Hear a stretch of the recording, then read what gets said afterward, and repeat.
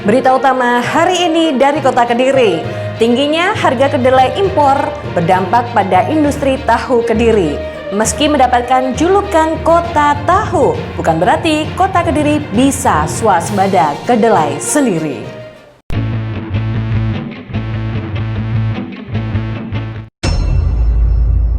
Assalamualaikum warahmatullahi wabarakatuh. Halo, apa kabar? Kembali saya Tri Memo hadir lagi untuk Anda semuanya di program Memo Newsroom untuk edisi hari ini, Selasa 5 Januari 2021. Dan inilah koranmemo.com selengkapnya. Dikenal Kota Tahu, Kota Kediri belum bisa swasembada kedelai sendiri.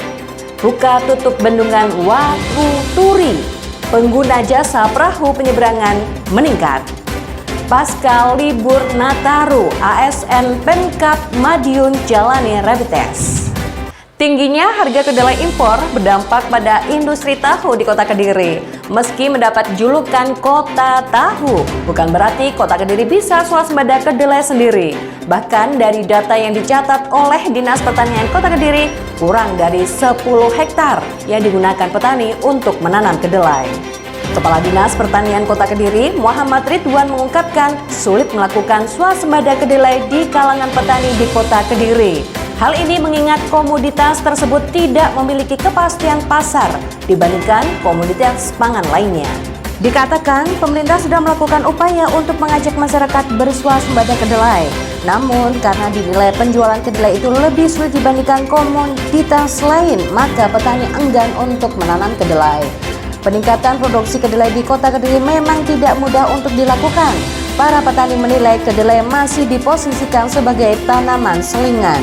Mereka lebih memilih menanam padi, jagung, cabai, dan komoditas pertanian lainnya yang sudah memiliki pangsa pasar. Dari data yang dihimpun Dinas Pertanian Kota Kediri, tidak lebih dari 10 hektar wilayah pertanian di Kota Kediri yang digunakan untuk menanam kedelai.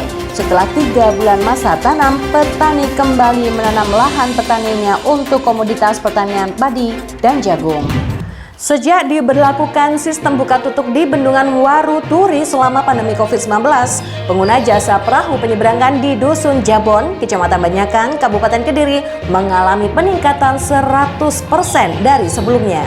Sukaji, 60 tahun, salah satu penyedia jasa perahu penyeberangan di Dusun Jabon mengatakan sejak pandemi COVID-19 kenaikan sudah terasa.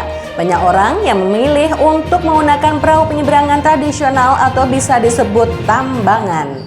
Sebelumnya, hanya sekitar 200 orang yang menggunakan jasa perahu penyeberangan setiap harinya. Kini naik hingga 400 orang setiap hari. Menurutnya, mereka yang menggunakan jasa ini mulai pekerja kantoran, pekerja pabrik, hingga pedagang. Tambangan ini sendiri ada sejak 3 tahun silam ketika jembatan Rican ambrol dan tenggelam. Banyak orang memilih untuk menggunakan jasa ini karena lebih dekat dibanding melewati jembatan baru di Kota Kediri. Hari pertama masuk kerja usai libur tahun baru Nataru, ratusan aparatur sipil negara ASN di lingkup Pemkab Madiun menjalani rapid test massal Senin 4 Januari 2021. Dinas Kesehatan Dinkes setempat menyediakan sekitar 600 alat rapid dengan 15 tenaga medis yang ditugaskan. Dan yang digunakan sebanyak 418 alat sesuai data ASN yang datang mengikuti rapid.